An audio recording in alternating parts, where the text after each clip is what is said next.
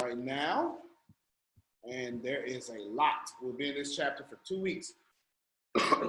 2 weeks without doing. Oh, Renee can't take good notes. So Renee needs someone to take some good notes. I will. Is this like super dark? Am I super dark here? Yeah, I am. Yeah, I am. Yeah, it was a light. Let's see if we can. Boom. Super dark. No problemo.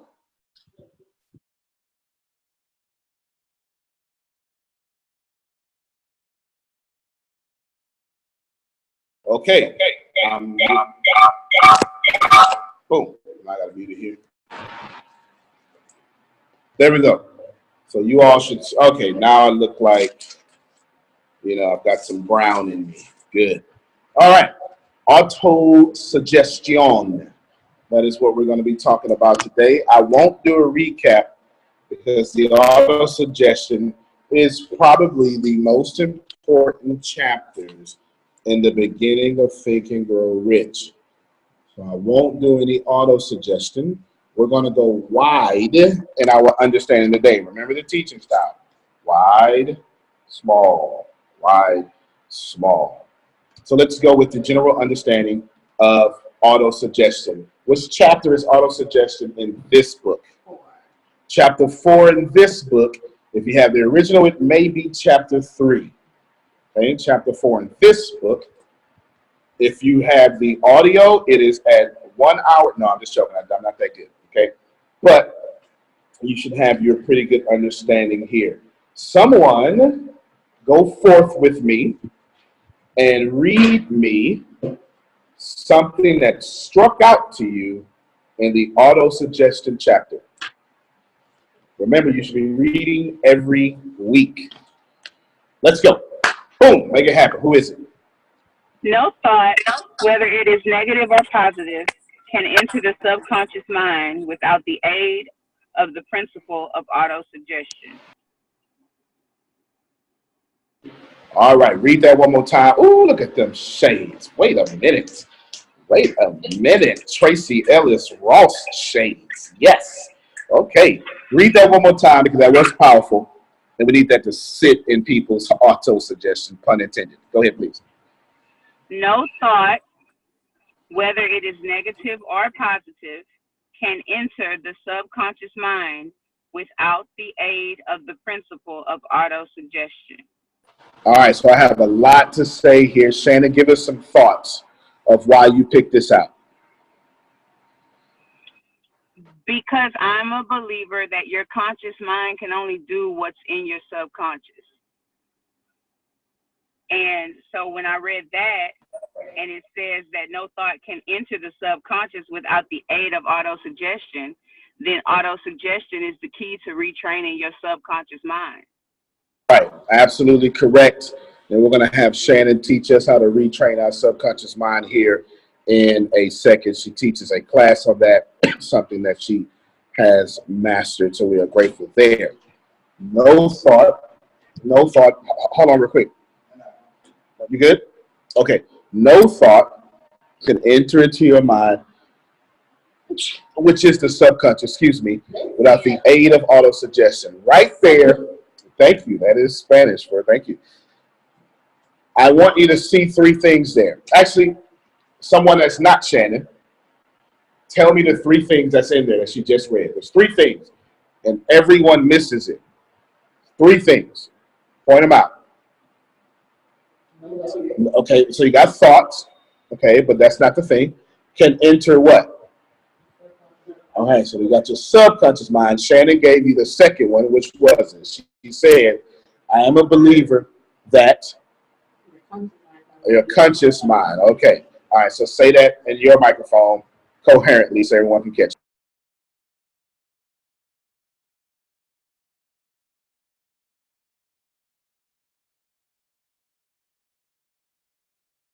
So we got, oh, you can hear? All right, go do it again.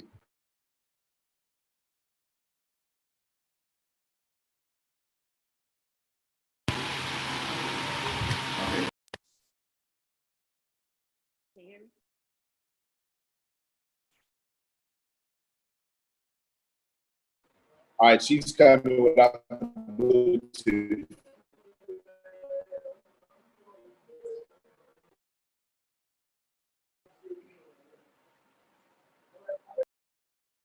Can you hear me now? Yeah. Your conscious mind can only do what your subconscious mind tells it to do. Good, thank you very much. You might want to mute back and then test your Bluetooth just to make, because you could have been muted the whole time. So we'll test that. Okay, great. Subconscious, conscious mind, but what's missing? Here's what people say again. Positive and negative, that's what someone said.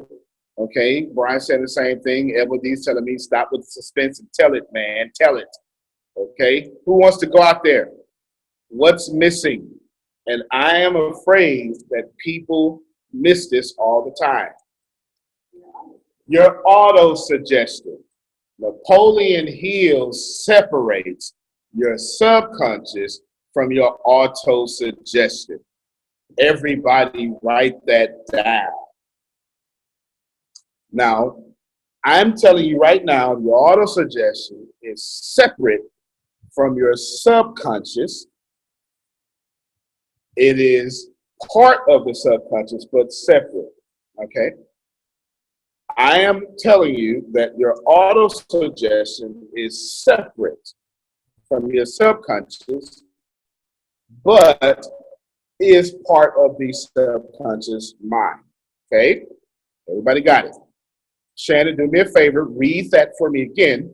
Now, everyone, I want you to listen this time through the lens of it's three different things. Go ahead, Shannon.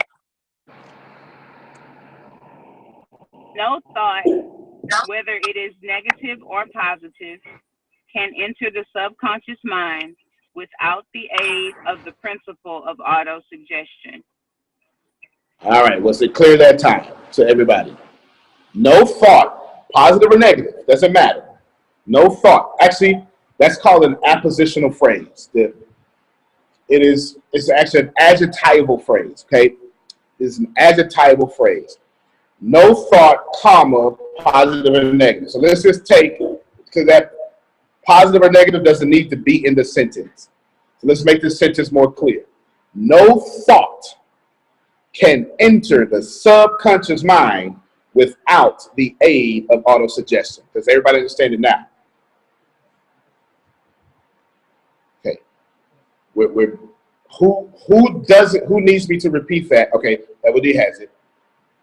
Who doesn't get you? I can't even move forward until we all come as one collective and realize there's a conscious, an auto-suggestion, and a subconscious for this illustration. You can say conscious, subconscious, superconscious, right? You can do all these things, but we'll do that later. Right now, in the text that Shannon read in our hearing, the text was, no thought can enter the subconscious mind without the aid of autosuggestion. This tells you that autosuggestion has a role. Someone who is not Shannon, because she read, what's the role of autosuggestion? Gatekeeper. Explain more of what gatekeeper means. If I'm the gatekeeper, I have control to either let you in or keep you out. All right. So it's fair to say that your auto-suggestion is keeping thoughts in or keeping thoughts out. I'm taking this is what you just said. You get it? Is everybody, by showing of nodding of hands, or okay, Gladys she nodded her hand for me. Thank you for saving me. I accidentally said that, but thank you very much for saving me. Okay? By raising your emoji hands or something, do you get it? I know this isn't boring. I'm clearing the path for you. No thought can enter your subconscious mind, which Shannon accurately said runs your conscious mind. So let's say this in a different way, and bit plainer. You can't do anything consciously unless your auto-suggestion tells your subconscious to let you do it. Everybody get me? Now, and what D is asking is auto-suggestion your belief systems? Yes, plus more. The better question is, do your belief systems live in your auto-suggestion? Did everybody see what I just said?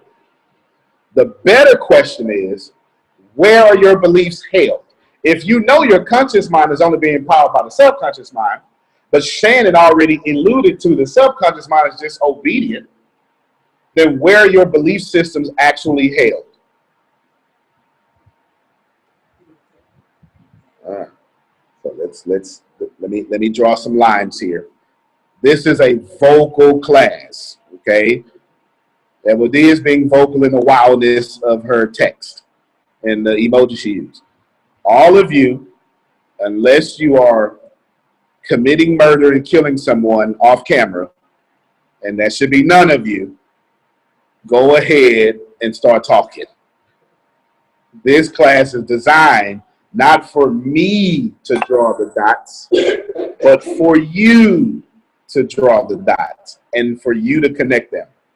Does me no good for me to give you the answers. No good for me to give you the answers because that's not going to help you. You must connect your own dots and find your own answers. Because in life, you're only going to get what your auto-suggestion has told your subconscious to let you have. Okay, Ivan, so to answer your question, you are asking where do your beliefs come from? So I believe that my beliefs come from my auto-suggestion and they're in my subconscious. That's right. Now, we can go further about saying where beliefs come from. Your beliefs come from other people. I can assure you that. And you let other people whom you love comes with emotion, correct? And you let their thoughts, and you put emotion around their thoughts, give you belief in your auto-suggestion, and then that auto-suggestion then runs and dictates your future self. This is why people like me would tell you your thoughts are not your own. And if you're not living your dreams, you're living someone else's thoughts. Somebody should write that down. Can you just give an example with a specific item or something specific and how that... Most certainly. Most certainly. Tempest wants me to repeat what I just said, so I'll repeat what I just said. And then I'll give you your example. Shucks, I forgot what I said. Yeah, it was, somebody said what I just said. It was if you're not living your dreams, you're living someone else's thoughts. If you're not living your dreams, you're living someone else's thoughts. That is so accurate, ladies and gentlemen, because the only people who live their dreams have divorced themselves from other people's thoughts. The only people living their dreams are people who have divorced themselves from other people's thoughts. That's it. That's it. Now, let's give an example real quick. Auto-suggestion. Your subconscious is your mind, your super mind. Biblically, your renewed mind. It is what is connected to source you. Biblically, what is connected to your Holy Spirit. Okay, I'm just trying to give different schools of thought so everyone can feel at ease with the terminology, because we quibble over terminology when everyone's saying the same thing.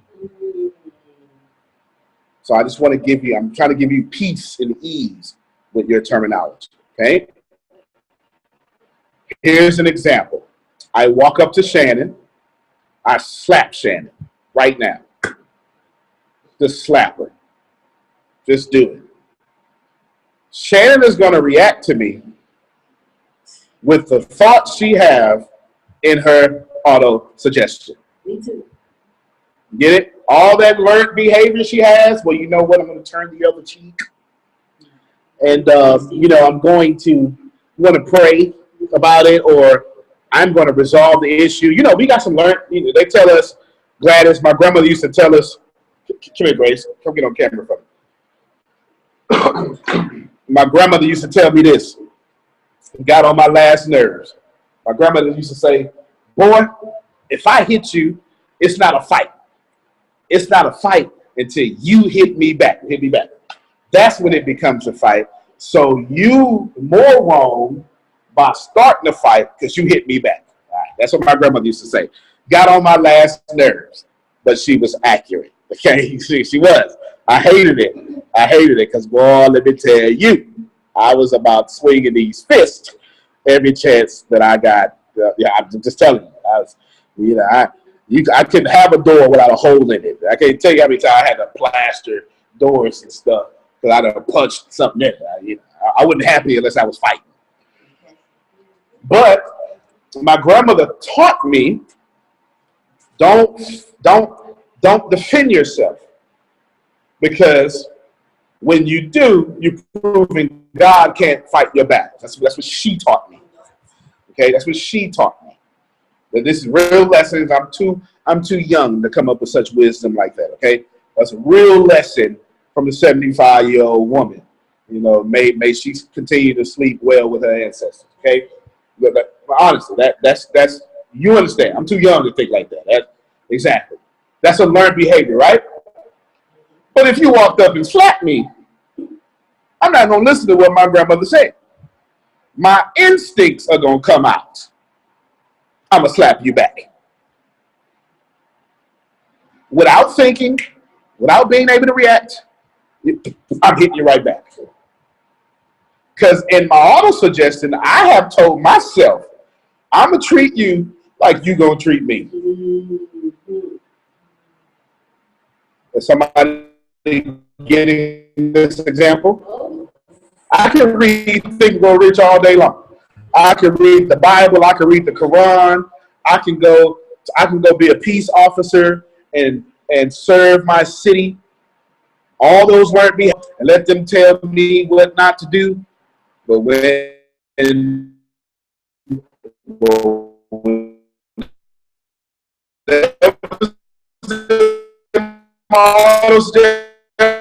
it's gonna come out. Here's another way. Here's a pinky tip. Am I there? Okay, good. Thank you for telling me I break it up. Yeah. Here's another example. Stomp your pinky toe on the side of the bed. You know what I'm talking about. That pain that don't come till you look down at it, and then you go, ah. Come on, I wish I had some real folk in here. That's happening. Okay, okay. I mean some folk that really done stuff they pinky toe. You ain't saying no you said some curse words. Okay, that's where I was going. Whatever you put in your auto suggestion, it's gonna come out. Get cut off in traffic, pastor. Whatever's in your auto suggestion, that's what's coming out. I have a joke that I tell amongst Christians. You can tell how Christian someone is by the time they get behind the wheel. The real them comes out. That's right. Okay. All right. Better not go home with them. You really gonna see that. I want you to understand that whatever you put into your auto suggestion is the only way. That's what's going to go in your subconscious, and that's how you're going to behave. Some of you, Gladys Knight, that's a Gladys Knight, jeez. Aretha Franklin just passed. Aretha Franklin saw, I don't know why I said that, I would kill Gladys too. I apologize, Gladys. This is recorded for all to see. I apologize. It's killing too many superstars. All right. Aretha Franklin saw her counterparts being messed over with their money. So this just came out, said, you're going to pay me $25,000 cash up front and write the remainder of the check. She put in her auto suggestion, you're not going to play with my money. Okay, does that make sense? All right. In her mind, you wasn't gonna play with my money. That meant if I got into a situation in which I felt like you was playing with my money, I'm now going to behave like my auto suggestion has told my subconscious to behave. I'll give you one more example. That was a good one. Talking about money. One more example. Let me see. Me and Anthony Lee. I know I can say I'm picking on nobody, but me and Anthony are in a relationship. I want to say a guy, right? We're in an intimate relationship. Okay, we are same-sex intimate relationship guys. Okay, and Bryant Johnson treated me poorly. Well, what I've told in my auto suggestion is never going to happen again. Now, the moment Anthony Lee reminds me of how Brian Johnson treated me, my auto suggestion is going to make me treat Anthony Lee like I wanted to treat Brian Johnson. If that ain't plain, I don't know what else to tell you. I'm going to make Anthony pay Brian's taxes because what my auto suggestion told me to do. That's what happens in 99.9% of relationships. You absolutely right. That's what happened in 99.9% relationships. Our auto suggestion has our reality that says we're in a new relationship. Our auto suggestion says no, we're not. We in the same relationship, just with a new person.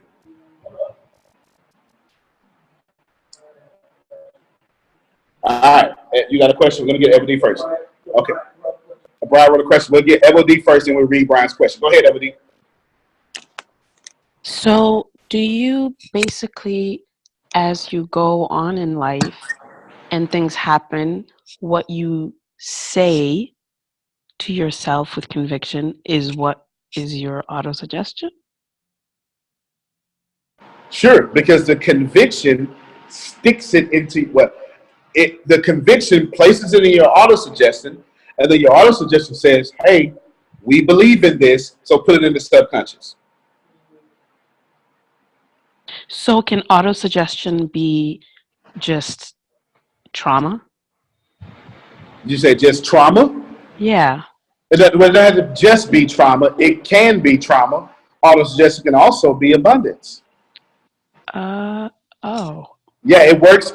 So let's take out that adjective. I took out the adjectival phrase. Let's put it back in. No thought, positive or negative, or in this case, no thought, abundance, or trauma can enter into the subconscious without the aid of the auto-suggestion. I would like to explain all of you auto-suggestion this way. This is how I explain it to my team. This is how now I explain it to you. Auto-suggestion is the 6 inches from ear to ear that separate your conscious from your subconscious. This is the way I explain it to my team. You can have, did I say this way? Your subconscious is connected to source you, which is connected to the creative source or God, whichever one you're comfortable with. And there is no poverty with God. God has never asked you for money because he needed $20. Okay? God has never tripped out about a recession. Neither did he ever put a time limit on your prosperity. You wrote on your paper, it's going to take me 5 years to get this done. Then creative source said, well, yeah, okay, yeah, it's going to take 5 years. No problem. God doesn't put time on time. He is time. I'm just trying to get you to understand this. You don't have to. All right? Now watch this here.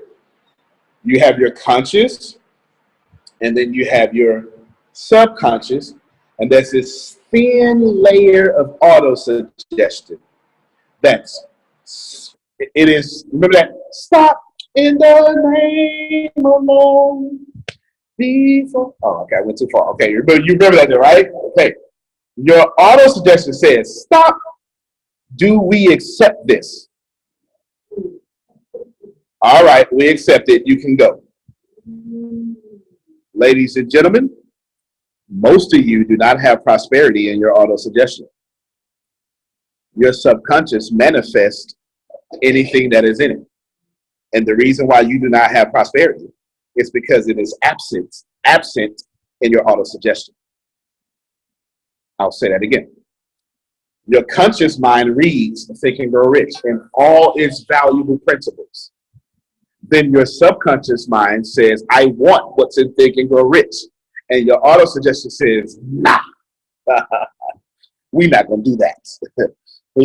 That's not what we believe. Black folk don't make money like that. Come on. In fact, let me make this real personal for you. I'm too old to be a millionaire. Come on, I'm going to make it real personal now. I don't speak like him. I can't do a class like this. My parents weren't married happily. I'm not going to be in a happy marriage. I wasn't a happy child. I can't be a good parent. All that is auto-suggestion. That's not subconscious. That's auto-suggestion. And since you believe that, then your auto-suggestion says, okay, subconscious, we believe this, so this is what we accept. I'll give you another example. You don't want to run. 5 o'clock in the morning, you get up. While you're laying, before you even get up, your auto-suggestion is very loud, isn't it? Come on, I wish I had somebody. Okay, Gladys is like, man, I tried this morning, and I was like, it's raining outside. I'm not going, come on now. Come on. How many of you woke up to work out, and your auto-suggestion, before you were totally conscious, before you opened up your eyes, your auto-suggestion said, nah, lay down. Just go ahead, lay down. Go ahead, go back to sleep. 5 more minutes. You can work out tomorrow. That's auto-suggestion. And the auto-suggestion say, all right, subconscious, this is what we do. This is how we believe. So go ahead and keep me laying down. All right, then you're going to lay down. You see it? Now, watch how you reverse it. I'm going to get up anyway. Mel Robbins has a 5-second rule. 5, 4, 3, 2, 1. She just launches up. And you get up. Now that you're getting up, you still don't want to run. Yeah. Yes. That's how she overrides herself. Let me expound on that then, so that broke a light bulb in your head. 5, 4, 3, 2, 1. Let me get up. Now you overrode your auto-suggestion. You say auto-suggestion. I know this is how we normally behave, and we're not doing that no more. But you still haven't run yet. You get dressed and you go run. And the moment you run, Carol, your knees start hurting. You go, you know what? I'm finna go sit back down. And you say, nope, we're gonna keep running. And Jerome, your left knee start hurting. Woo! You say, you know what? I'm gonna keep on running. Shannon, you say, you know what? I'm gonna run some more. And your subconscious say, fine. If you gonna run, we're gonna keep you in a running mood. And it sends endorphins to your body to get rid of that pain in your knee. That was as practical as practicality gets. Did that make sense to everybody? That was very practical. That's not how you... Yes, go ahead.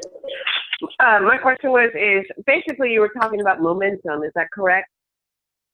That's most certainly momentum, but what is momentum? When an object is in motion, it stays in motion? All right, then. Newton's first law of motion in reverse. When the object at rest, an unbalanced force, when the object is at rest, an unbalanced force acts. I messed it up. An object at rest will remain at rest until an unbalanced force acts upon it. In inverse, anything in motion will stay in motion as long as the unbalanced forces continue pushing. So what is momentum? Momentum is energy pushed by energy, pushed by more energy, until the energy against it can't stop it. Okay. Is that the momentum? Okay. Is that the same momentum as Abraham talks about? Absolutely. Absolutely. I might as well have Abraham and them in my head right now, and I should start talking. We are very happy with you right now. we are pleased. We are very pleased with you. We are delighted to have this conversation. Right? Get it? All right. let's recap, because ladies and gentlemen, the next 2 weeks are the 2 weeks that you are going to want to have. Your auto suggestion is 6 inches. There is a conscious, subconscious, and your auto suggestion is the gatekeeper, like Grace says, that says, wait a minute, this may not align with our beliefs. Let's check it. And your auto suggestion will say, we've checked this, we don't like this, do not go in our subconscious. And for many of you, you have rejected prosperity because only poverty lives in your auto suggestion. Don't worry, I clap myself. I know I just said something. I had to sit down. In your auto suggestion, there only lies poverty. And every time I say something like, you can do it, I was just say, wait a minute, you can do it, don't jive with us. We gonna do what we always been doing, and we ain't doing nothing. Auto suggestion. Antonio T. Smith Jr. says you're gonna be a millionaire. Auto suggestion says, wait a minute. I'm from Studewood, Houston, Texas. We don't, I'm 3rd Ward, Houston, Texas. Ain't no millionaires that look like my color in my area. So we reject that. I cannot tell you all enough how much I had to fight for, listen to my words, my fight was in the positive for prosperity and what I knew I could obtain in America. Because the American narrative for a black man who was adopted late in life, homeless until adopted, and then went off to the army with no such thing as prosperity. You're going to be in the army for 20 years and you're going to sell these drugs. Which one you want? America told me, the narrative for me was black folk don't make that kind of money unless you dribble or throw a football. And that got in my auto suggestion. Are you processing what I'm saying? So every time I hit a certain dollar amount, my auto suggestion said, wait a minute, this is all you get. And I would sabotage any dollar after it. How many of you right now have been making the same money for 13 years? Because your auto suggestion says, hey, don't you do nothing else? That ain't what we do. What you thought this was? That's not our belief system. Our belief system is poverty. And all we gonna do is what we believe in. And your subconscious says, auto suggestion, we good with that? Yep. All right, let me grab that. And let me manifest what you just gave me, auto suggestion. Thus, going back to what Shannon said, no thought, positive or negative, can enter into the manifestation power part of the mind without the aid of the auto suggestion. Those are facts. This is why your affirmations don't work for you. This is why they don't work. You've been affirming, I am great, I am beautiful, I am powerful. Money comes easily and frequently to me. Come on, we read the same books. I know what you're talking about. I am happy for my bills. I am grateful. I am so happy and grateful that I am happy for this pencil. Come on now, we read the same books. I'm quoting these books now. And the reason they ain't working for you because your auto suggestion says, nah. Okay, so I have a question then. Go ahead. Isn't that the way that you change the subconscious or your auto suggestion by so-called self-talk or talking to yourself every day? All those wonderful things you were just saying. No, he was like, man, am I not supposed to do it? Yes, it is the way that you do it, but you gotta believe in it, and your auto suggestion won't let you believe in it. But we have a practical way in which we retrain the subconscious that we're going to teach you right now. I'm dribbling the ball. Shannon, alley-oop to you. 3-step process. Here it is. Hello, everyone. So for a more in-depth version of what I'm about to run down for you in about 3 minutes, there is a course available. But you have to retrain your subconscious mind. Like Tony said, everything you believe has come from someone else unless you have learned how to create your own belief. And it's very hard to create your own beliefs if you don't retrain your subconscious. I understand it so much more now with this new with this review of auto suggestion, but it's a 3-step process. First, you have to evaluate the story that you tell yourself and others. You take the belief, whatever it is, what is the story behind this belief? I guarantee you it's going to go back to Big Mama, Pop, Uncle Duck, whoever.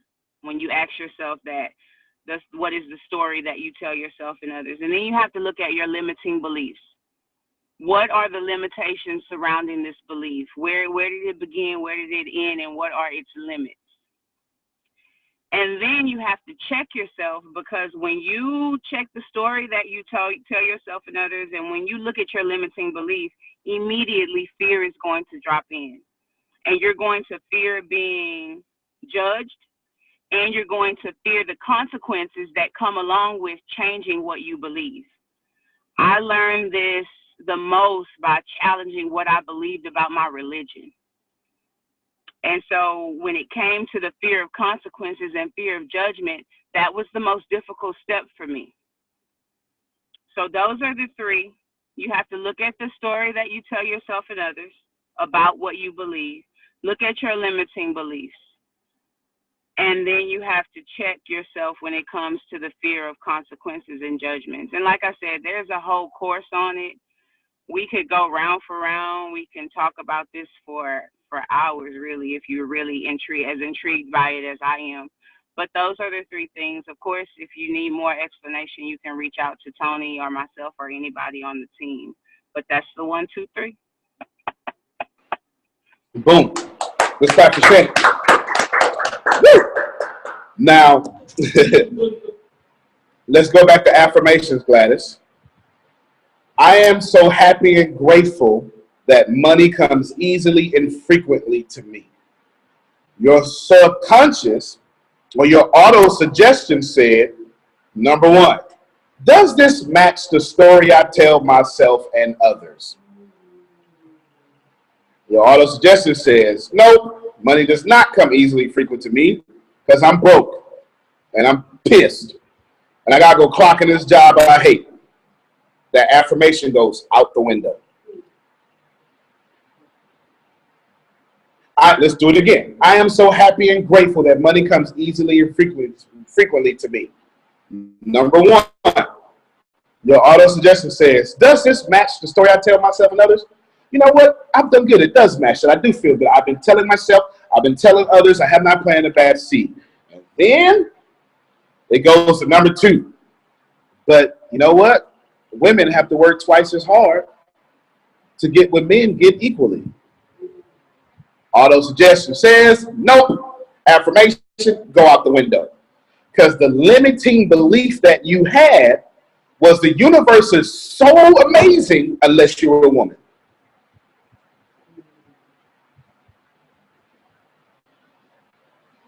Let's take it to me. I am so happy and grateful, Antonio T. Smith Jr., that money comes easily and frequently to me. Yeah, I believe that. But black men in America, I can't. Auto suggestion says, well, stay at $9.25 an hour. Because my limiting belief said, froze. All right, am I back? All right. My limiting belief says, you know what? Since you think you can't be black and have it, there you go. Out the window. Watch this one here. Same money issue. Same money issue. This is what happened. Thank you, Jerome. This is what happened to me. I'm only telling you what happened to me. I am so happy and grateful that money comes easily and frequently to me. Ooh, that matches the story I tell myself and others. Good job, Tony. Ooh, I don't have any limited beliefs by that no more. But then those fear of consequences, you know what? They told me I better not forget where I came from. And if I get this money, I'm talking to my people right now. I'm right now. This is totally a black conversation right now. Okay, if I get this money, I'm going to have the responsibility of bringing everybody out. And now that auto suggestion says, well, don't get no conflict.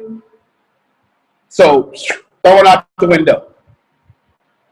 Because I'm so afraid of what my people are going to think about me when I do it. I know couples who are scared to go live their dreams because their spouse doesn't want them becoming better than they are. They believe it in the story they tell themselves and others. They believe it with their limiting beliefs, but then they look across the table with whom they eat and sleep with and know for sure, if I do it, I'm going to get a divorce if I do. So what does that affirmation do? Auto suggestion, let's get that out of here. Let's stay in our situation. Let's stay in poverty because poverty is less painful than prosperity in this case.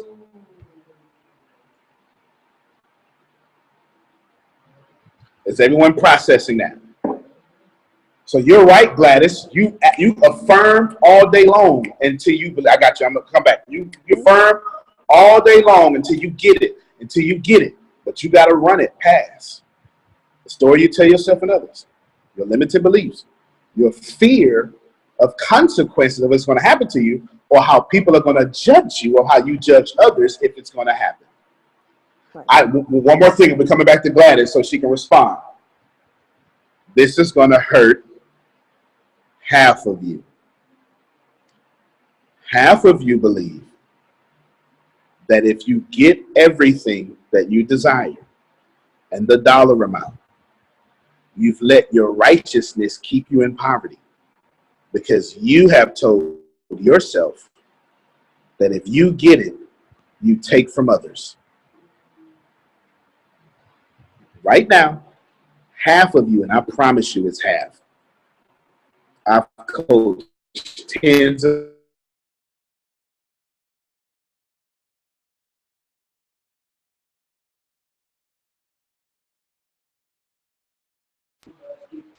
Yes. Am I back?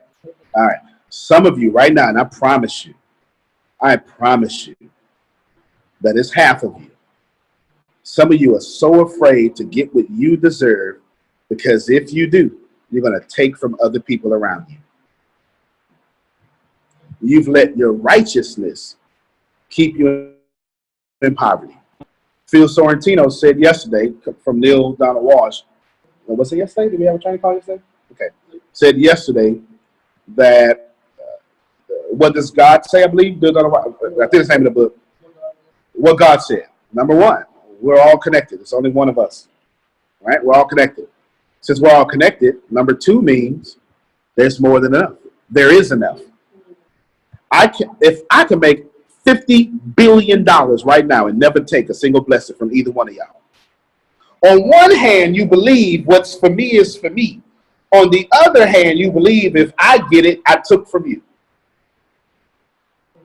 You're seeing God's got a blessing with my name on it and then get mad at me for me getting my blessing, thinking you behind.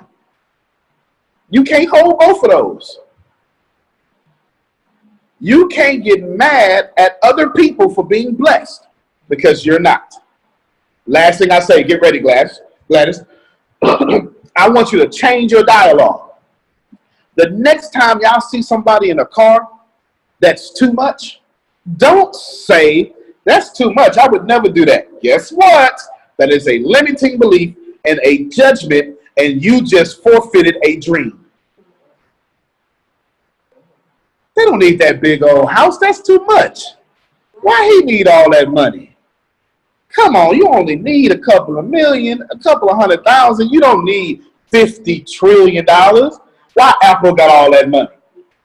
Don't need all that. Every time you do that, You say dream, get away from me. Get away from me. I don't want it. Don't want it. Limited beliefs, judgments, fear if I get it, they're going to talk about me. Get away from me. Every single time, that's what you're going to do. Here's how you reverse that. The next time you see somebody driving a car who don't go to church like you, who ain't loyal like you, who change men as much as they change draws, or change women as much as they change draws, you know the talk, y'all talk in church and stuff, all that stuff. Every time you see somebody like that, say, I am so happy and grateful that they are living in their abundance. I too am living in mine. And that matches 1, 2, and 3. Go ahead, Gladys. I'll let you respond. I think you can answer it about the affirmations. Not so much that they don't work, but that you have to become emotionally attached to them, one, and you have to continuously kind of give yourself that self-talk. And the other thing is not just self-talk, like you just mentioned, in your daily conversations, because you can say affirmations all day long, but when you're having conversations with coworkers and friends and whomever, and you're basically going against the affirmations, then they obviously wouldn't work. So you addressed it. I appreciate you. That's spot on and a good recap. That means you set that into your auto suggestion. What you do with it now is going to determine how much power of emotion you have behind it. Let me help you with that. Abraham Hicks wrote a book called The Power of Emotions. I would strongly suggest that you get that book and meditate upon it both day and night. I can't help myself. I cried out. I'm joking. I'm not gonna do it.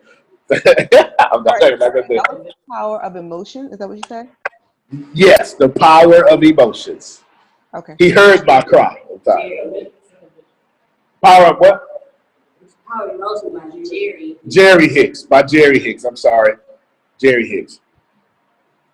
Okay, I got 2 questions first, and I'm gonna get to Anthony Lee. You said there was 2 questions posted. If you don't mind reading them in your microphone. Can you hear me? Question 1, can you hear me?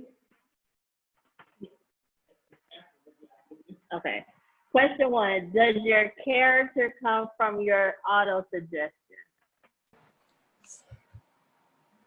This is a bit yes and no. Neurologically, your character is okay, so you have neurons, everyone. You have neurons. And when a bunch of neurons come together over time, and they constantly stay together, and they constantly trigger together, and they constantly behave together, and they constantly send the electronic signals together, and they're constantly in harmony with one another together, they become a neural network.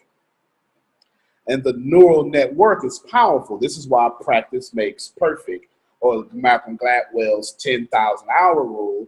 You're building a powerful neural network. It's an information highway. You may have heard it in layman's terms. An information highway.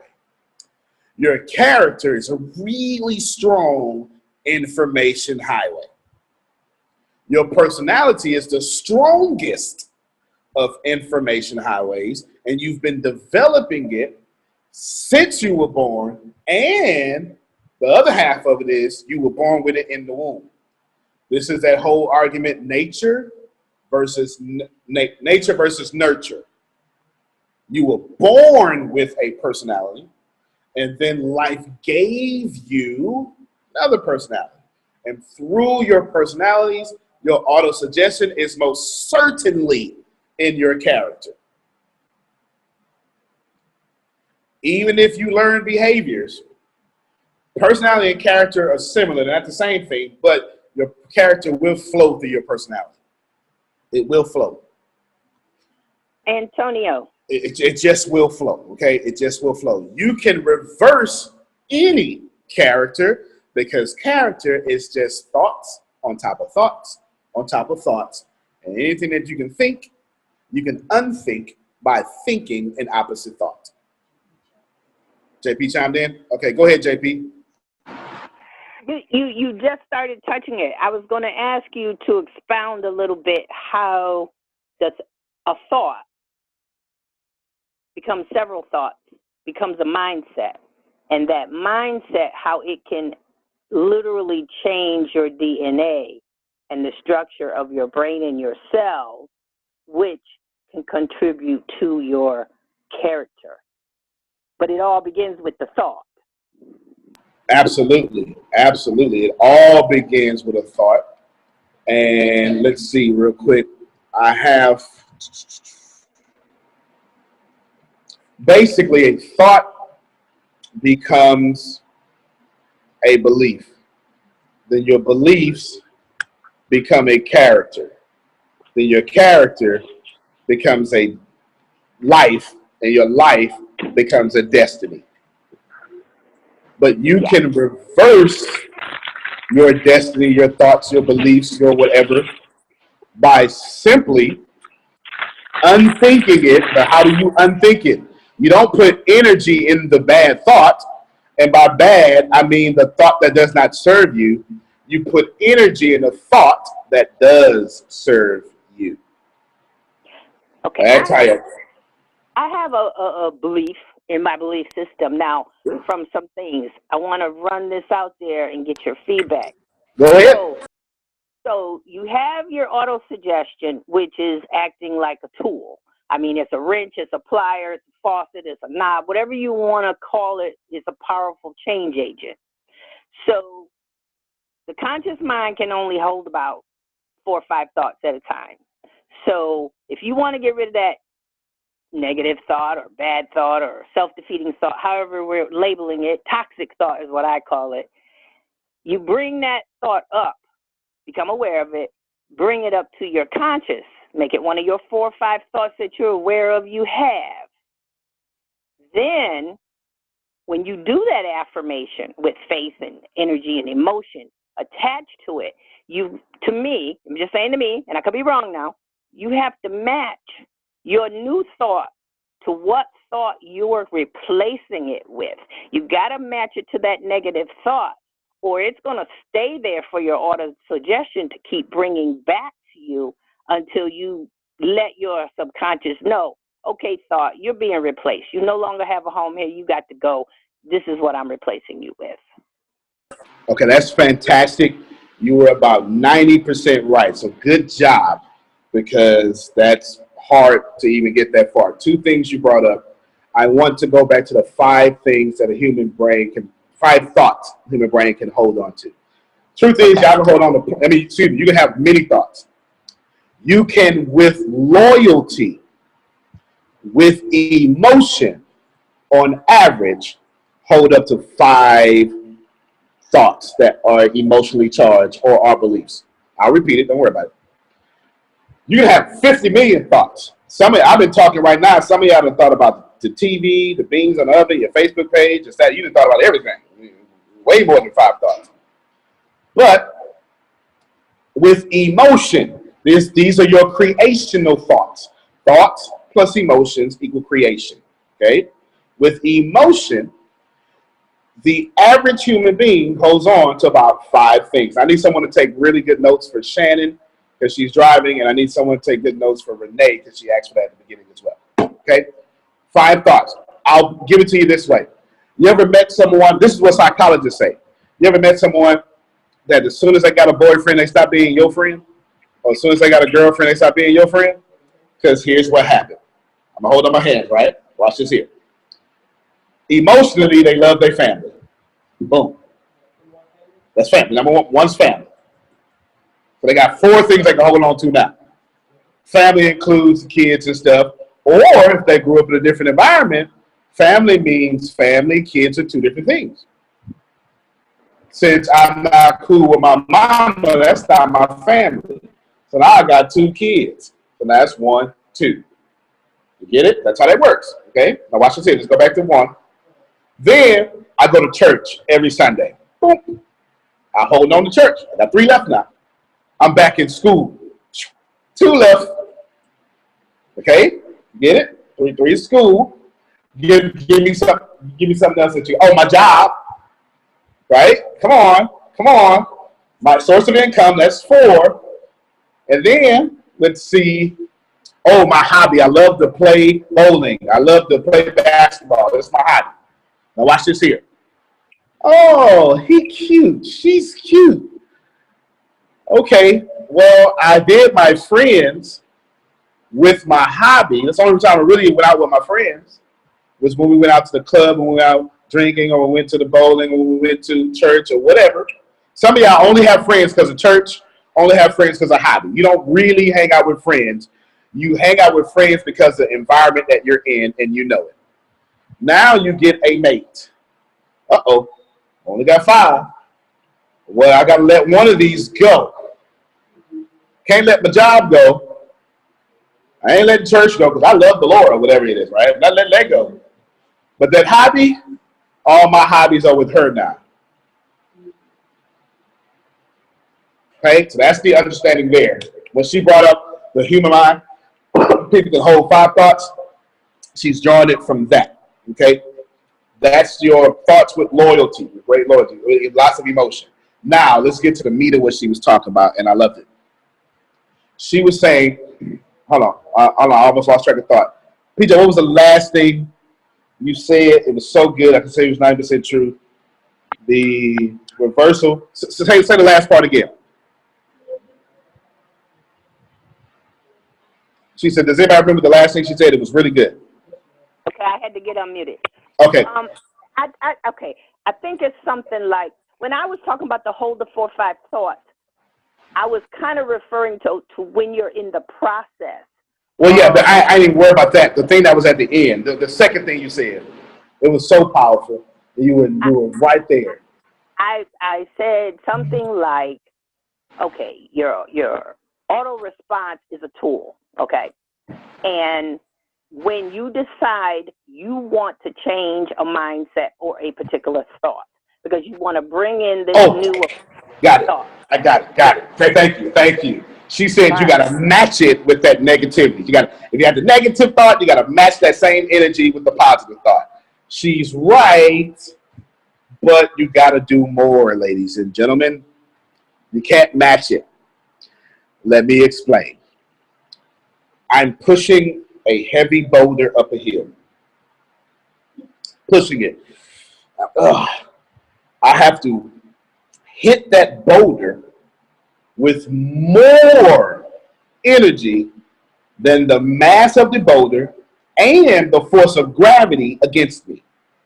If I hit the boulder with the equal amount of mass against me, the boulder won't move. When I hit the boulder with the equal amount of mass against me, plus the equal amount that gravity has made the mass be, the boulder won't move. I have to hit the boulder with the same force that's against me, plus more, twice as much, to move it a little bit. Yes. And Antonio, while you're there, do you believe, okay, while we're there, that it takes, with that massive force coming against that negative thought, a minimum of 21 days to reverse that thought? Oh, sure. Yeah, I would believe that so greatly because it's backed up by, I mean, you can take which school of thought you want. You want science, you want psychology, neurology. You're absolutely correct. It takes 21 days for sure, probably longer than that. Because some of our negative beliefs we've been doing for 37 years. And it takes some of them way more than 21 days to get across. Well, what I read recently was 21 days initially, and then 2 cycles of the 21 days. Oh, there you go. There you go. Because 21 days, it becomes a habit. Here's what you're doing neurologically in 21 days. Once you do something, it becomes a neuron. But if you never use it again, the neuron fades away and it goes. It goes into your brain and it withers. If you don't use it, you lose it. After 21 days, you create a neural network. But the neural network is not strong enough to last. Right. You must continue 2 more cycles, as she said. Or you can literally take Malcolm Gladwell's rule and do 10,000 hours of this new habit. Then you're a master at it. That neural network is so strong, it's as strong as your personality. So it becomes your personality and you can never lose it. Okay. All right, good. Now, no problem. I give my team this water analogy. If Carol gave me, let's say me and Jerome are dating, okay? Here we go. I gotta pick it all my guys. I'm making all my guys. That's all right. Me and Jerome are dating. And me and Jerome, I'm going to talk about all y'all relationships right now. Okay, me and Jerome are dating, but our whole relationship is a big pile of muddy water. 5-gallon bucket, or if you're, 5-liter bucket of water. But it's muddy. We don't even talk at home. Oh, we don't talk? Oh, no. Oh, no. We don't talk. As a matter of fact, only time we talk is when somebody calls each other phone and we talk to them on the phone. Ring, hey, what's going on, man? You all right? Yeah.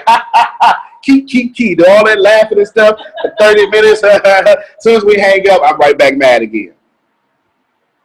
On the phone with no muddy water there, but now that I hang up, I got to be back to the reality of my little muddy water. Ugh. Here he is. Make me sick. And then here I am. Oh, you just going to talk to them. So you're not going to speak to me, but you're going to speak to them on the phone? Oh, to break your phone in half. Okay.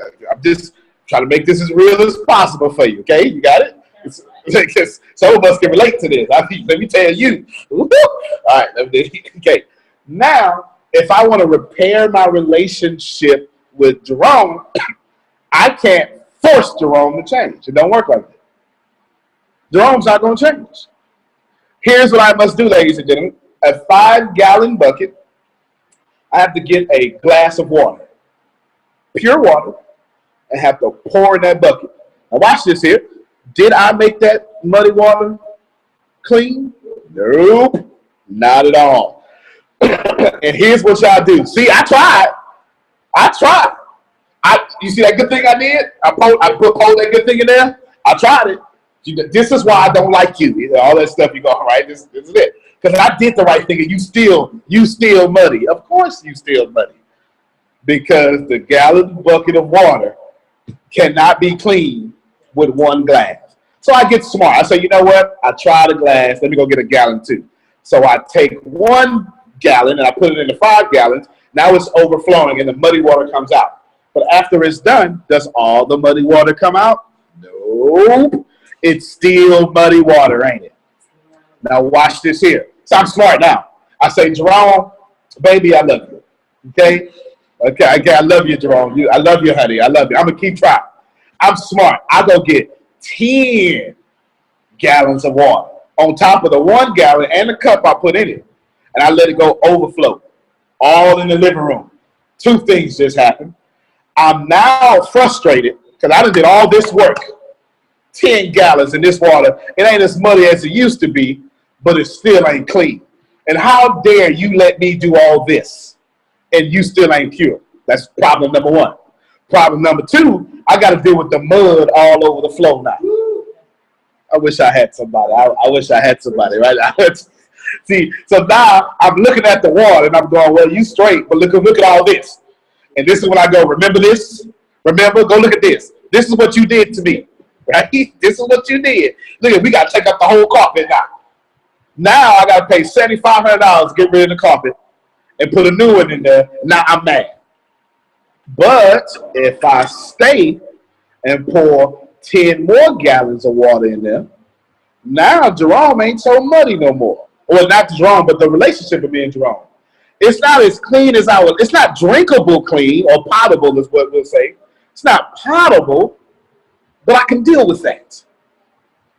I have to pour 20 gallons of water into a 5-gallon bucket of mud just to say, now I can deal with Jerome.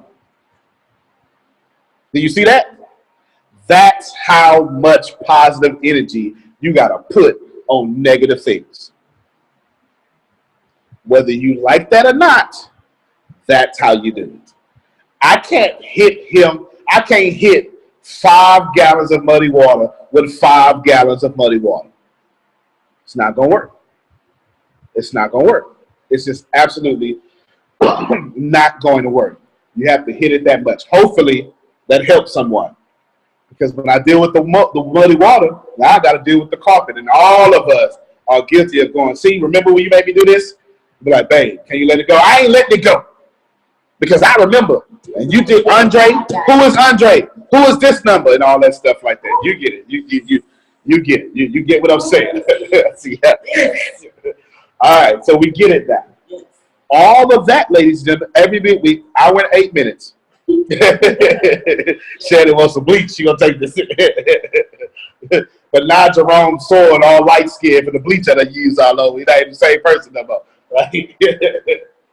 But what I want you all to understand is all of this has been auto-suggestion. We have not talked about anything else but auto-suggestion. In order for me to even pour 20 gallons of water inside our relationship of 5-gallon water, I have to first appreciate Jerome. In my auto-suggestion, I have to say, and after disappointment, remember the first one was a cup. I wanted to try. I wasn't going to go all the way in, Jerome, because you know you be tripping. You understand what I'm saying? You hurt me, and you ain't have to do that the way you did it. And so I just wanted to test it first. And guess what? It didn't work. So you thought. It didn't work. The truth is it did work. More work was just needed. And that is when you have mastered auto-suggestion, when you can be disappointed and still come back to the same thing. I'm disappointed, but yet I still pour. Yet though he slayed me, I can't resist. I can't resist. Okay, here's another question.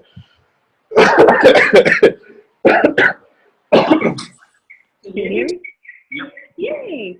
Next question. What is the difference between auto-suggestion, intuition, and discernment? And like discernment is awareness. Cool. It's awareness. You can do that. You said auto-suggestion, intuition. And discernment. Okay. I'm going to tell you this, and I'm right. Okay, I'm just going to let you know up front. I'm right. Okay, just let you know. Discernment is aware. It's just another word for awareness. Whether it be spiritual discernment, in fact, only spiritual folk or religious folk use the word discernment. I've never heard anyone not of religion use the word discernment. I've just never heard that before. That's just me personally, but I'm sure somebody who wrote Webster's dictionary has used discernment in a regular sentence. Only in right? Only in religious circles do we use the word discernment.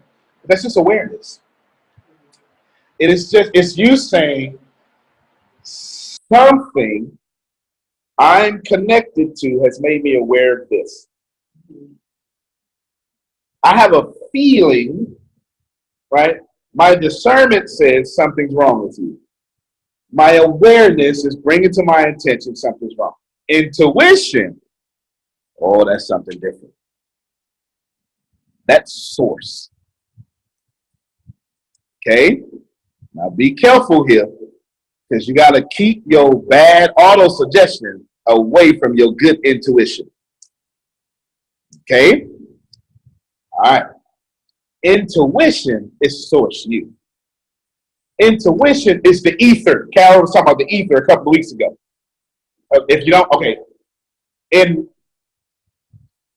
You have you, then the universe, or you, then the creative source way up there, or whatever you want to say.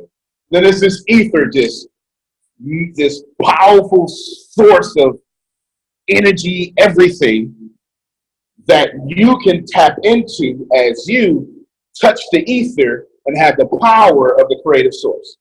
Got it? That's ether. In church, you'll say Holy Spirit. You'll say God up there, you're down here, but the Spirit connects you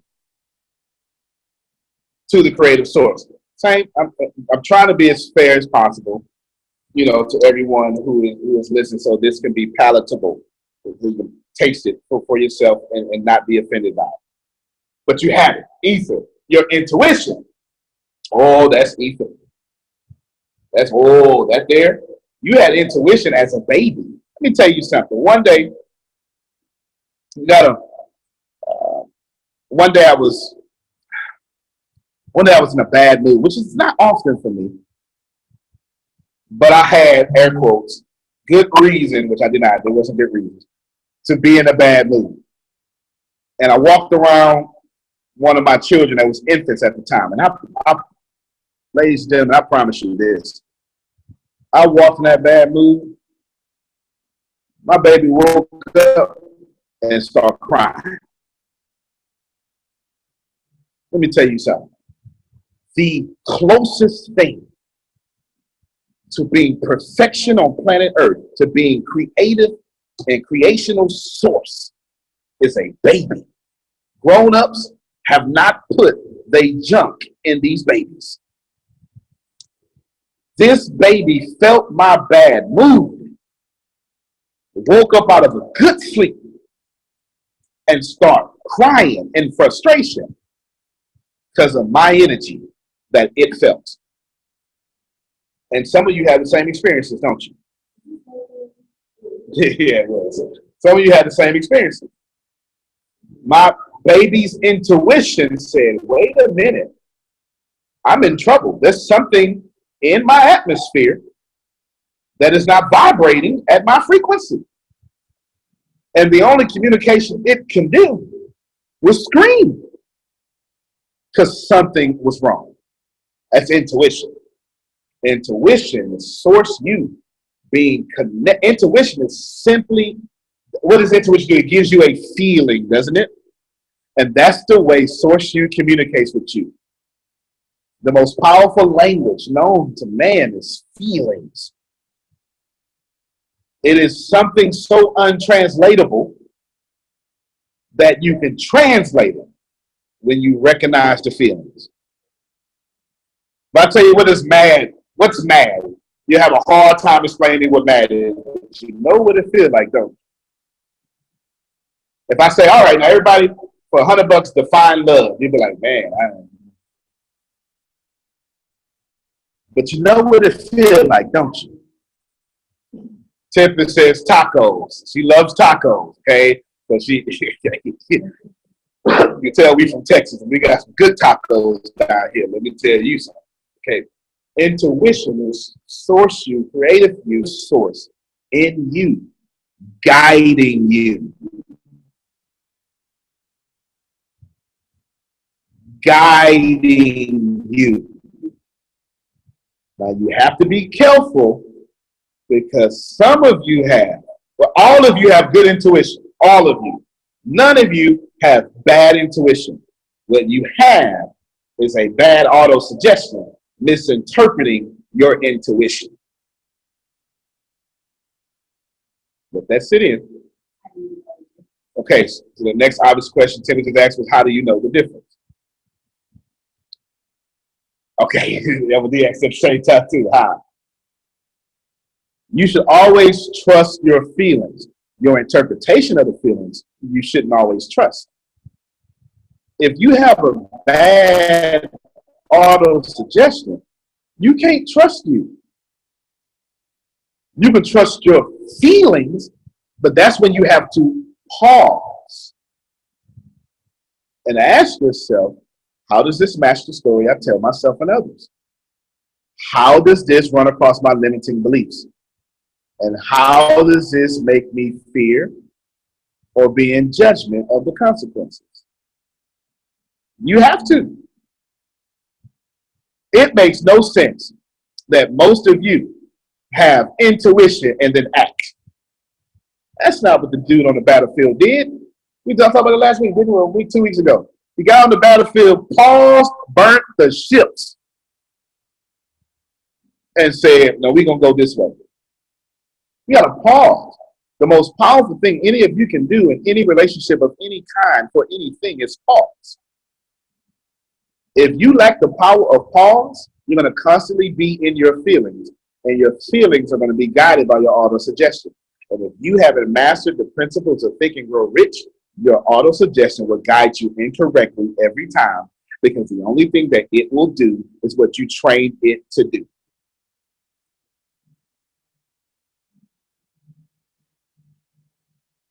Someone wants me to repeat the question that you got to ask yourself. Number one, what's the story you tell yourself and others? I actually found this out by neuroscience, by the way. Number two, what are my limiting beliefs?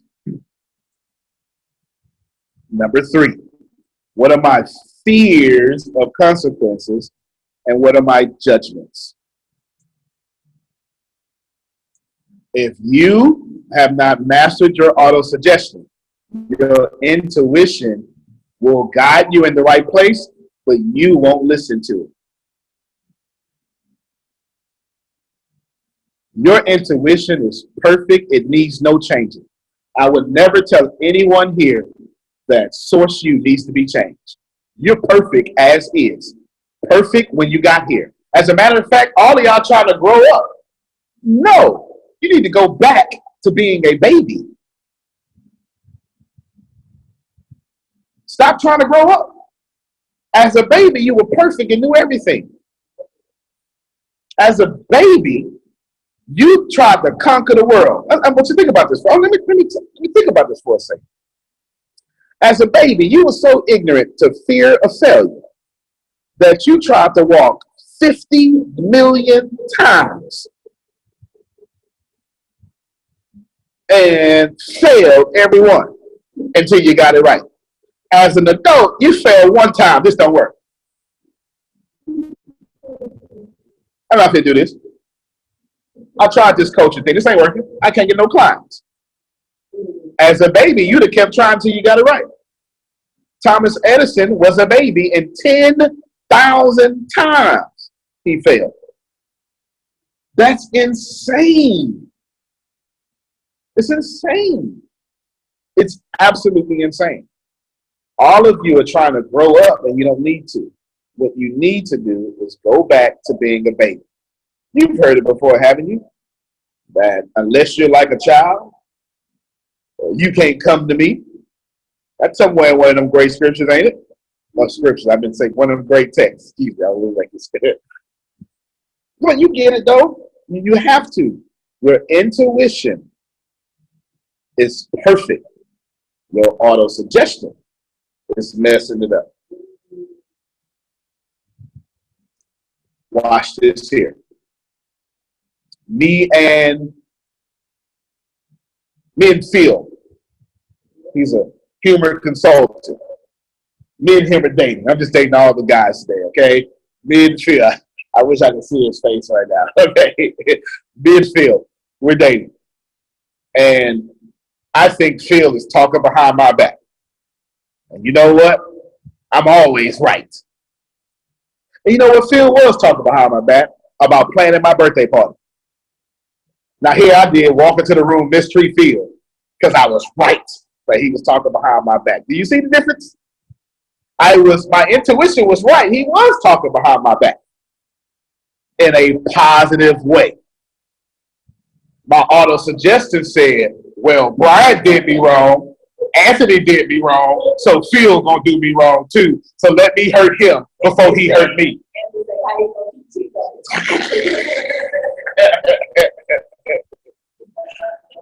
I forgot about, and Jerome, Brian, Anthony, and Jerome did me wrong, so Phil must be doing me wrong. You get it? My intuition was correct.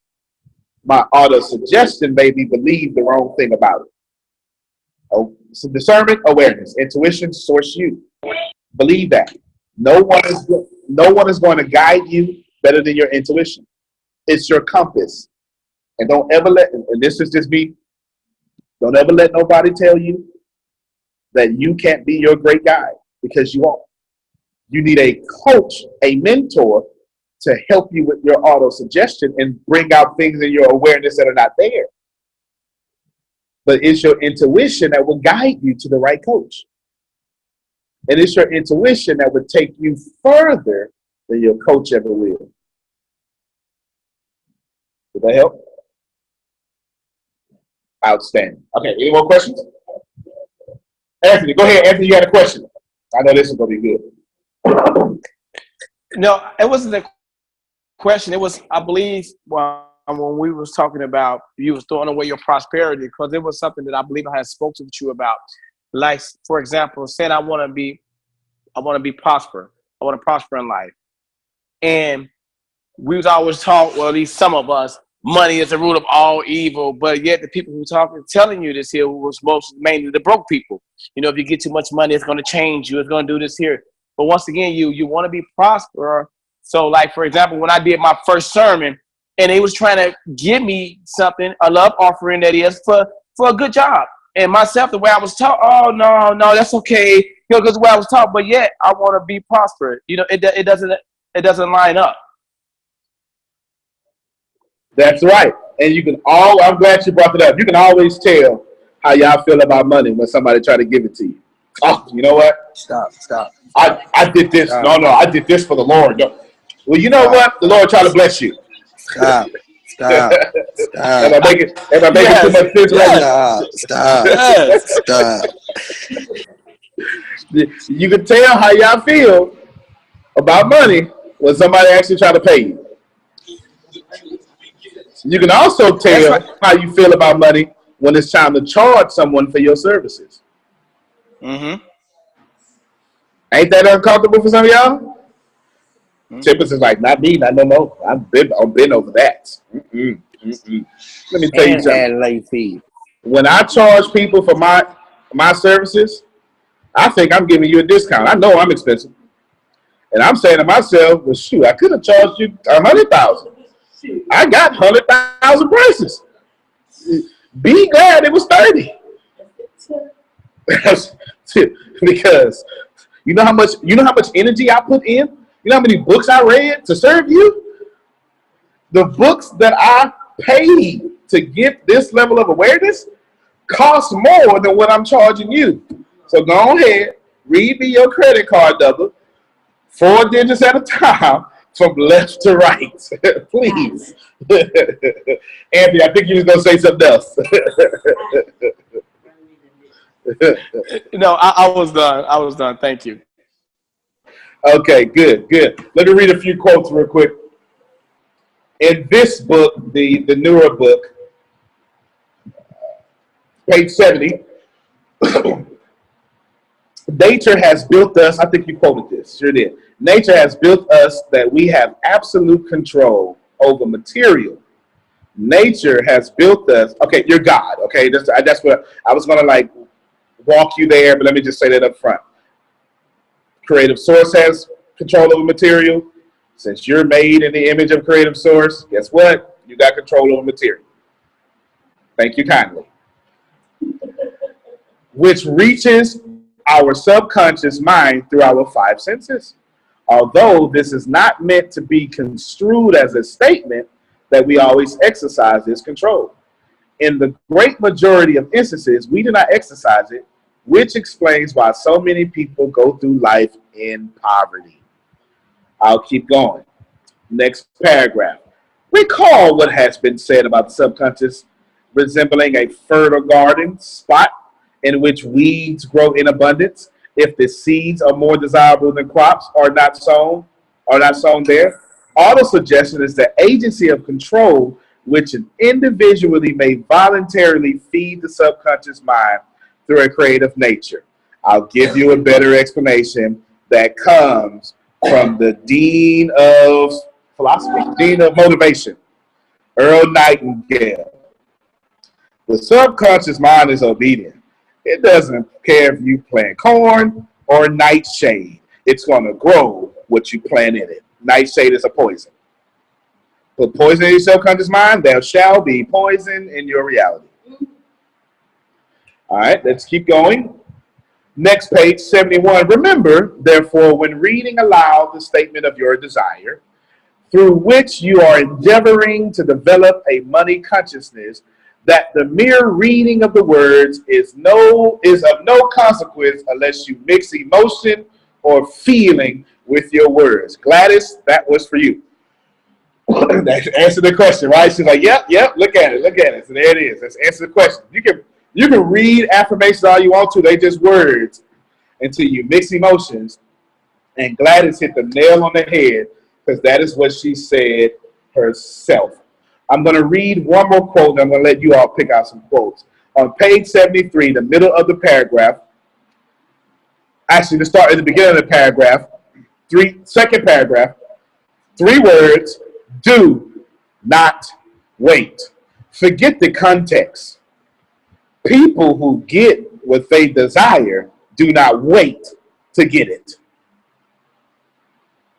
But forget the content. You ain't never got to read this book in your life.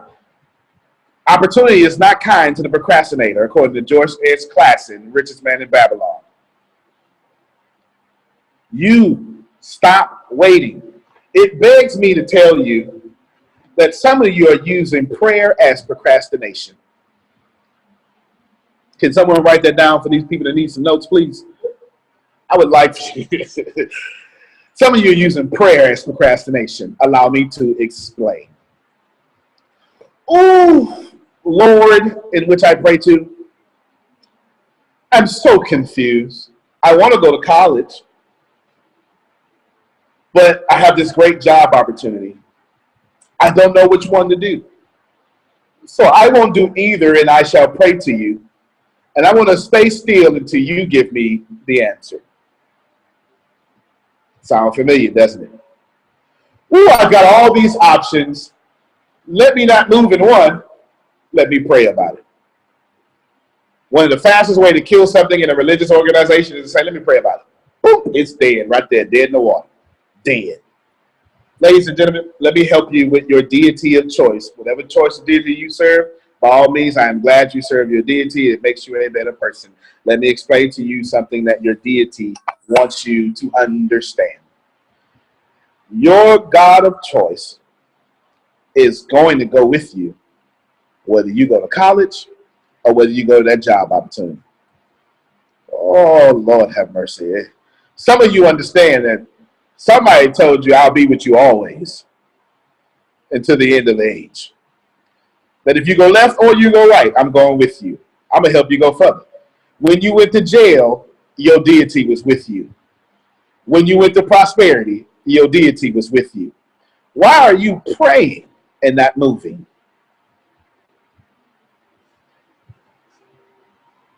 Try to make this make some sense for you. Why are you praying and not moving? If you happen to go in what you call the, air quotes, wrong direction, when you move, you can say, oh, I didn't like this, not at all. I need to go over here. And now you don't. Now you're going to waste, I put that in air quotes too, 2 days, 2 months, 2 years in the wrong direction. You ain't never going to do that again. Now you can put all your energy in this direction. Am I helping somebody? Yeah, go ahead, whoever that was. Can I add something, Antonio? So what you just said made me think about, I was listening to T.D. Jakes. He was doing an interview, I think, on a weekend. It was an old taping, but I was just watching it on the weekend. And he was talking about how spiritual or Christian people, they pray to God, and they pray to God for tables. And like, God doesn't make tables. God made trees. He provided you the trees. Please. And you get to decide what table you want to make, what size, what shape, however. So while you're sitting there praying, God, give me a table, God, give me a table, God is like, I gave you the trees. Now it's up to you to make the tables and, make the designs and so forth. So I thought that was really interesting. That is. Kind of given to them and handed them on a platter, but they don't want to get moving like how you said.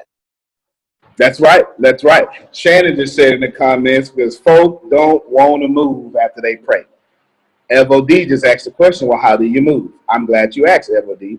If all of you go back to the faith chapter, Napoleon Hill wrote this in a good order. The way you move is to believe you deserve to move. It's that simple. See, let me tell y'all why. See, I'm so practical. I love practicality because practicality doesn't tend to have so many emotions inside of it so I can move. I'm already emotional. I want to move where I can see, okay? The reason why people don't like simple answers is because you have convinced yourself that life is good to everybody but you. So when I give you a simple answer, you say it can't be that simple because I don't have it. It has to be hard because if it was easy, I would have it. No, it is easy. The reason you don't have it is because your auto suggestion says it's hard. So you must be hard, and life must be hard for you because you have manifested it in that manner. The way you move, ladies and gentlemen, is to believe you deserve to move, and thou shalt move. That simple. The moment it's not that I want to tell you just move, but I get it. But if I move, this is going to happen. If I move, this is, and I don't know how. But when you believe you deserve to move, you stop asking those other questions. When you believe you deserve what's on the other side of fear, you walk right through fear. Yea, though I walk through the valley of shadow of death, because thou art with me. I be trying to help myself, Jerome, but it flow out of me sometimes. It flow out of me. Move, but you have to deserve. You have to have the faith to believe you deserve to move. That's how you move. And until you gain the faith to move, you never will. Moving is easy. If you move, your brain, your subconscious will keep you moving. If you move, your subconscious will send endorphins to your legs, muscles. If you get hit, if you get your arm chopped off, your subconscious is going to heal your arm and keep you moving with the rest of your limbs. If you break your leg, your subconscious is going to let you drag yourself. Your subconscious is going to keep you moving if you decide to move.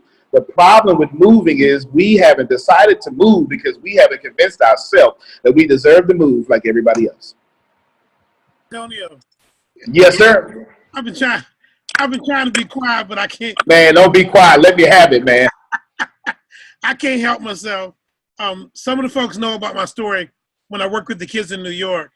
And after 7 years, came back to Baltimore, started working for an engineering firm. And when I initially started working there, I told my wife, I believe entrepreneurially, I can go out and sell some things. And she says, no, you need to go get a job. And I went and got a job, and she was real happy. But I had some entrepreneurial stuff that I was working with, and then I became an author. And I became an author directly because of those kids, because they say my poetry was good enough to be published. Well, it was better than that, and I didn't know it at the time. And I did it part-time, and I was working. And as I was doing that, I always did well part-time. And finally, I came to the realization, Jerome, look at how much money you're making on the weekends, part-time, selling your stuff versus the money that you're making full-time working for somebody else. And I said, Jerome, if you work hard enough full-time at what you're doing part-time, you can make more money than you're making full-time. So I went to my boss and I said, boss, thank you for everything you've done for me. Here's what I got to do. I got to go out here and do this full-time. But because you helped me start, I'm going to give you 6 months to find a replacement and blah, blah, blah, blah, blah, and then I'll leave in 6 months. He said, thank you, Jerome. I really appreciate that. I went home to my wife, and I repeated the same story to her that I repeated to my boss, but I didn't get the same response.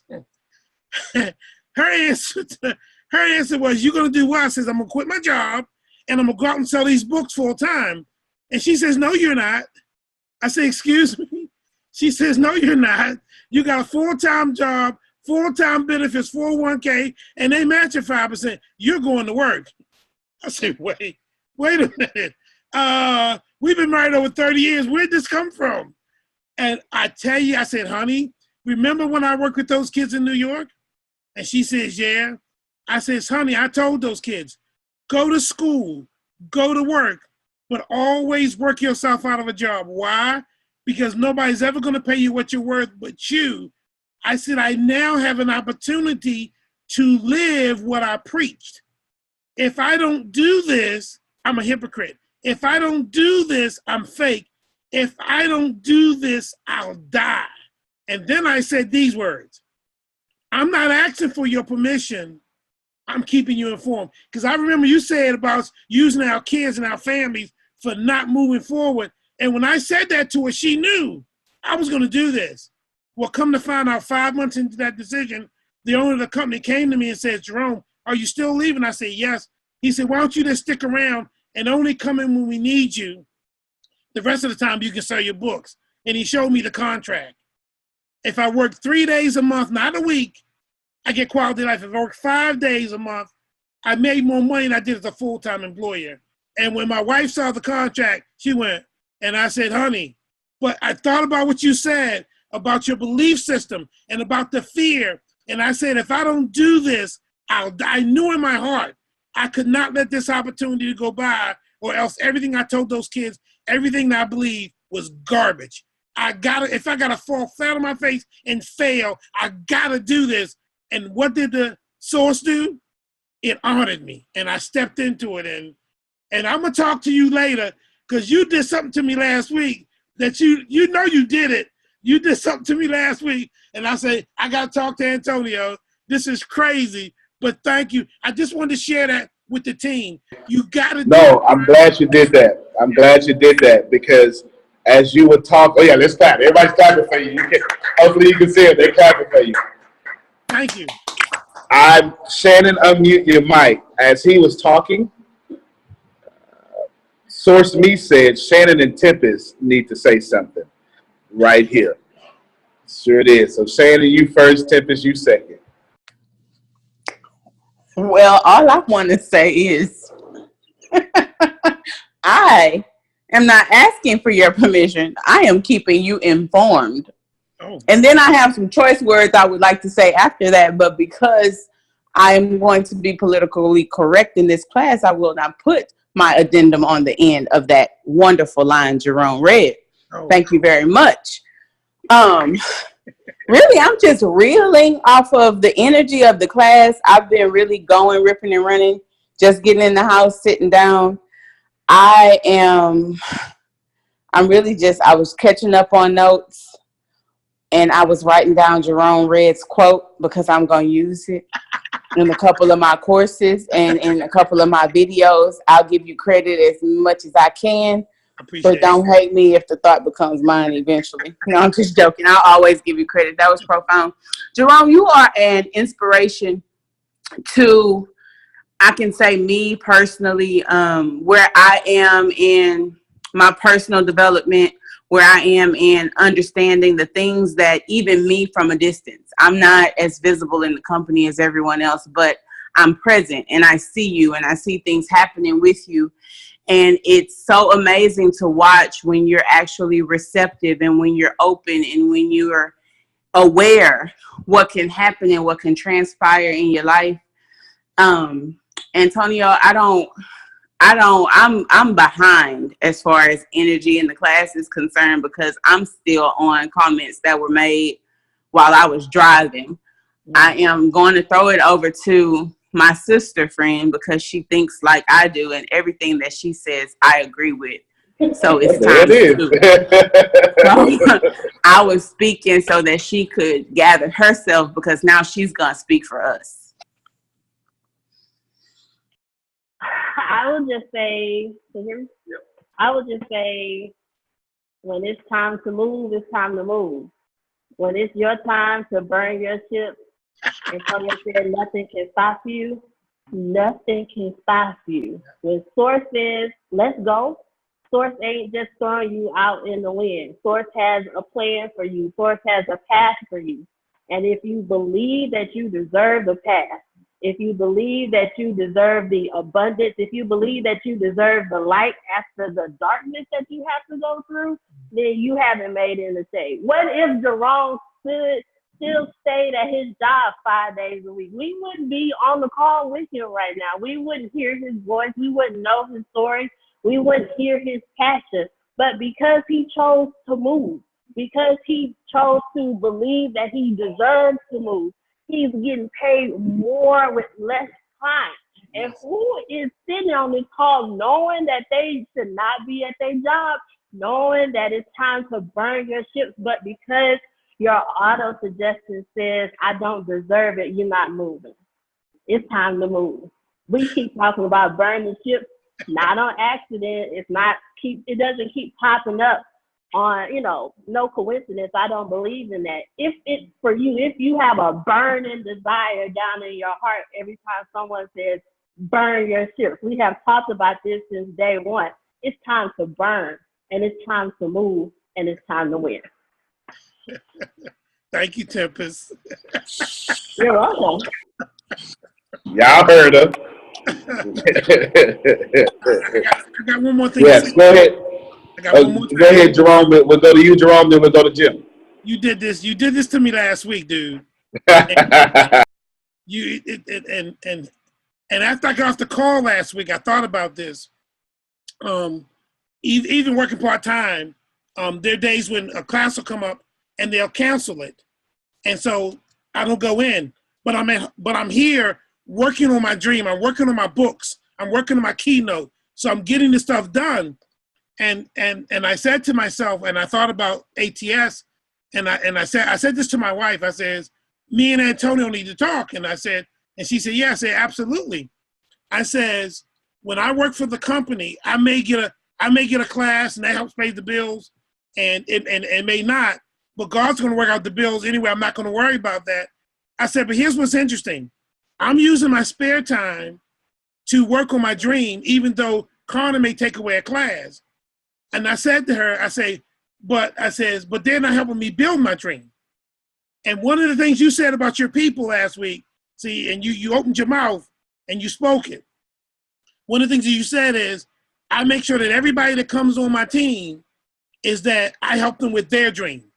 Okay? I said, no, he didn't. And you planted that seed. And I said, Jerome, think about that. You're working for this company, even though it's part-time, and they're not helping you build your dream, but they're giving you time to build your dream, which is better than what you had.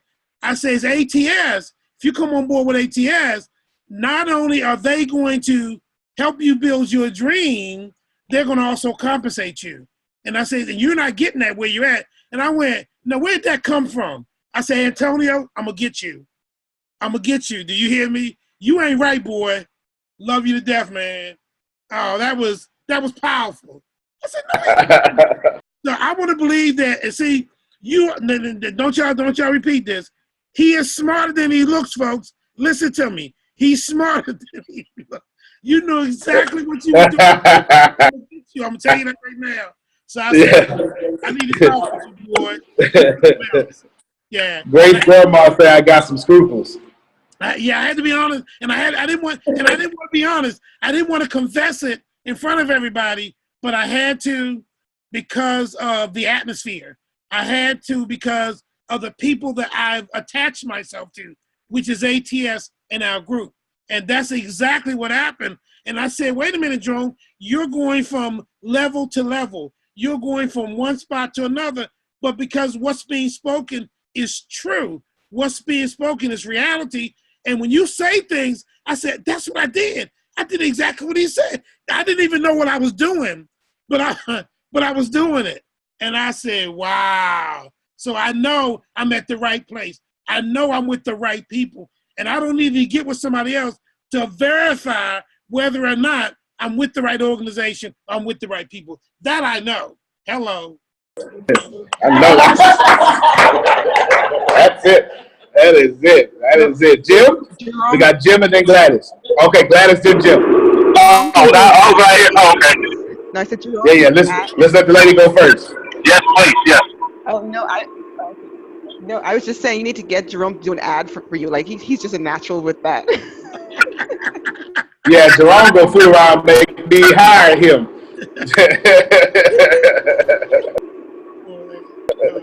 Buddy, that's it. I show right. Jim, go ahead. Man, I'm gonna tell you right now. I was sitting there looking at Jerome. I said, Jerome needs to go ahead and do a testimonial right now.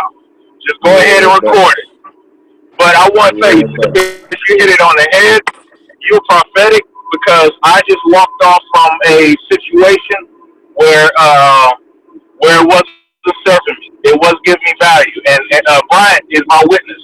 Um, because one thing I can't say about the ATS family, they build you up in places where you didn't know that you need to be built up. And the great thing is, yeah, if walk away from a situation that's not serving you, because it makes no sense for you to sit there and slave all your life and then die poor in spirit. Even though you got money, you're still poor in spirit, so you give nothing to your kids. And so I had what it looked like a golden opportunity was sitting there taking away my time. I wasn't happy, and I wasn't great. It wasn't serving me, and it wasn't my main job, but it was something that was going to help propel me and my business. But because I have solace and I have security in the fact that I don't need to be talked to in a way that's beneath me, I work for people who are better than these people. I don't care what kind of networks they are, network that they have. The people who I'm around is my family. I don't need to be talked to or spoken about. I don't care how much money they throw at me. And I wouldn't be in that situation had it not been for this entire year I've been with ATS. It's been a year. And I'm telling you, Brian will tell you, if you get a chance, go talk to Brian and talk to him about what we talked about today, because I don't want to talk about it over this thing. No, tell them what I told you. Oh, this boy, exactly what I told you. This boy done made up a whole series off of one quote. He said, "You need to find Waldo in your what is it called? You need to find Waldo in the confusion, something like that, right?" Find your happiness in the midst of chaos. Oh, that's the next Let's Talk Tuesday topic. Find your happiness in the midst of chaos. That's right. That's right. But yeah, I would have never had the self-confidence had it not been for one, my favorite series, that low self-esteem and retraining your subconscious. That's good, man. That's good, man. Proud of you, Jim. I didn't realize it's been a year. We can clap for Jim. It's hard to make a year with me. Let me tell you. My standard. Hey, I ain't gonna lie. I have my moments. But yeah, it's a pleasure. That's good, man. That is good. That is good. That is good. MOD, good to see you. Appreciate you. Good night. We'll be done in 10 minutes, but good night. Thank you very much. MOD is all the way from Canada. One of the greatest motivational speakers in Canada, so we love you. And I've been watching the last 3 episodes of your TV show. Good job. Would you like to tell us about it before you go? Yeah, sure. It's just 21 Days of Authenticity. But I actually wanted to say something more important, which was when you said that, my auto suggestion just rejected that. I was like, so I'm so happy that you put many examples in it, and I can clearly see, okay, what I'm dealing with, because now I can, like when you said that, I felt it, and I'm able to be aware of what I'm feeling. So I'm really grateful for that. I'm grateful for you as well, and thank you for knowing that your auto suggestion popped up. Very grateful for you. I know you got to get out of here. Tell the kids I said hi, and when I come to Canada, find me some good beer. So I can. Okay. Okay, then. Okay. Bye-bye. Bye-bye. All right. Let's see. Jerome, thank you. Jim, thank you. And let's see. Rachel, did you have something to say? She has been in attendance. I feel her energy. I'm just, come on, say something. Come on. I guess pretty much I'm at that point where I'm burning my ships too. I am. I've been to the point right now where I am just totally focused on my businesses. I'm totally focused, and anything that nothing can get in my way right now. I mean, nothing. And so I am, I'm pushing it full speed ahead with everything that I'm doing. And I've been where I've worked, and work, being at a 9 to 5 got in the way because I was getting so busy, and so I had to let that go. And I was like, my business is more important than a 9 to 5, and my family thought I was crazy, and they talked about me big time, and my friends as well. It was like, you rather, struggle and work on your business than be at a 9 to 5 where you're really not doing anything. And like, come on, you're not doing anything all day. You getting paid for that. And I'm like, I'm no value. I'm no value there. So why would I be at a position where I'm no value when I can be at my own job or be in my own business and actually provide value to people? That's amazing. Well, can we clap for her? That's good. That's good. That's good. That's good. You in the same energy and frequency as Jerome. So I think in about a year from now, we'll be hearing some great stories about you and how you told your boss what's going to happen and how your boss said, please just take this extra money, please, to fund your dreams. So I speak that all over you. And let's go ahead and give you a $10 million company while we at it. I feel that. Anybody got a problem with that? Nobody? Okay. Nobody got a problem with you having a $10 million company. So we speak it over you right now. Now all you got to do is believe it, receive it with great emotion, and write a definite plan about it, and it'll happen. That's how it works. That's how it works. Good. Appreciate all of you. Well, let me give you some closing thoughts. I said in the beginning, for the next 6 minutes, I said in the beginning that your auto suggestion is to 6 inches between your subconscious and your conscious. Now, I want to drive that home even further so I can give you a full understanding of what all of you need to understand. Your subconscious has been here before you got here. I believe Tempest posted on our chat that your soul, somebody said your soul is the face you had before you had a face. And I like that. That's pretty powerful. Your subconscious is so smart, so amazing, so divine, and so old. And it is connected with the creative source. It's connected with God. It's connected with Allah. It's connected with Elohim. It is connected to everything that manifests something out of nothing. Your subconscious doesn't need anything to make everything. But your 6 inches, auto suggestion, it stops you. So imagine all of you right now.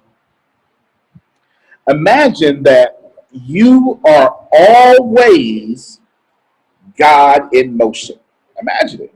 It's not hard because your scriptures say it. If you're not religious, your subconscious says it. If you're not into that, philosophy says it. If you're not into science, entanglement says it. Quantum physics, superposition says it. It doesn't matter. It's all one thing, all the same thing. And you separate the source you, the creative you, the God you, is constantly separated by your auto suggestion.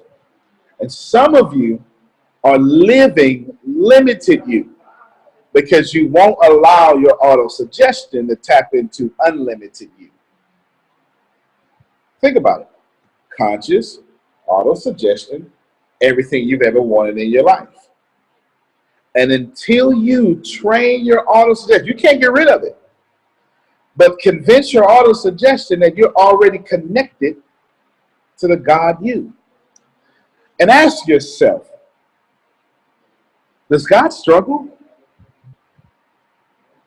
Is God poor?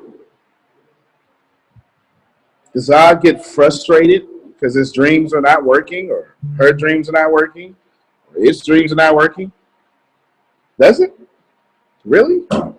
Are you so amazing that he's so powerful, source is so powerful, but you're not? Is that really how life works? Does life really work to the point where everyone can manifest what they want except for you? And I don't think so. I think your auto-suggestion is so powerful that it is strong enough to separate you from the great creator that you are. So I challenge you for the rest of this week until we meet again. I want you to tell your auto-suggestion, if you ain't telling me I'm God, thank you very much. You can go away. Now, if that's offensive to you, I'll give you something that's non-offensive. If you're not telling me I'm not unlimited, thank you very much. You can go away. Either way is fine. However you choose to believe, take the one that is palatable for you, the one that you can wrap your head around with emotions without guilt, and know that you have no limits. None. I had a revelation this week. I said in another class, I'll say it to you because many of you are not in that class. I used to think that I was a guy experiencing this universe. And then I realized I am the universe experiencing God. I told two people this morning, Ryan Johnson and Michael Tate. I said, the problem is you let people like me tell you that waves are not part of the ocean. Think about it for a second. I tell you, oh, look at those waves. And we say those waves are individuals. But you forget, you can't separate the wave from the ocean. The waves are just an individual expression of the great ocean. If you're not drawing the connection, allow me to explain. I am taking you to the wave, to the creative source, to the ocean. And just like the ocean is connected to the wave and you cannot separate it, it's just like you are created and connected to the creative source and it cannot be separated. I cannot pull a wave out of the ocean, and the ocean is simply a wave when it wants to be. And a wave is always the ocean at all times. You are simply God at all times. You're you whenever God wants to experience himself. Thank you for coming out. Antonio T. Smith Jr., you can plant better. You can dominate. Thank you, everyone.